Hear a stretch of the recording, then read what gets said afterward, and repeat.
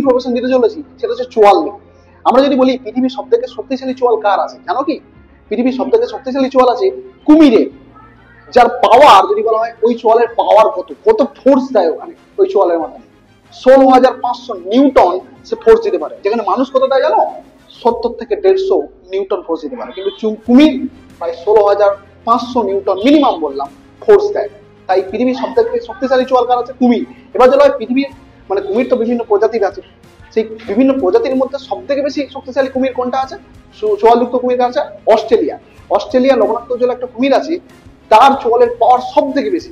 তো world strongest জ পাওয়ার কার আছে? অস্ট্রেলিয়ার লবণাক্ত জলের কুমিরের সব থেকে বেশি চোয়াল পাওয়ার আছে, মানে জয়ের পাওয়ার আছে। ওকে, মনে রাখবে এটা অবশ্যই।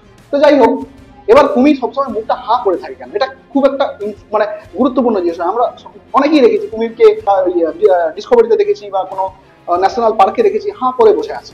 এর পেছনে দু তিনটে কারণ হতে পারে। একটা কারণ কি, যে ও শরীরের তাপমাত্রা অর্থাৎ টেম্পারেচারকে একটা বজায় রাখে হা করে, সূর্যের আলোকে শরীরে ঢোকাতে সাহায্য করে শরীরের ভেতরে। আর একটা গুরুত্বপূর্ণ রিজন হচ্ছে শিকার করা। শিকার করা কেন গুরুত্বপূর্ণ? এখানে জয়ের ভূমিকা চলে আসছে, অর্থাৎ চোয়ালের ভূমিকা চলে আসছে। এই কুমির হচ্ছে হা করে থাকে, দেখবে এই যে হা করে থাকলে কুমির দেখবে যখন মুখটা বন্ধ করে স্পিডে বন্ধ করে, প্রচন্ড স্পিডে। কারণ ওর মুখের যে বন্ধ করার মাসালগুলো প্রচন্ড শক্তিশালী, কিন্তু খোলার মাসালগুলো অনেক দুর্বল। সে খুলতে খুলতে কিন্তু শিকারি পালিয়ে যেতে পারে। হা করে থাকলে সে স্টার্ট করে বন্ধ করে শিকারিটাকে ধরতে পারে। এটা কিন্তু রিজন। তো এটা সবাই ভালো করে মনে রাখবে।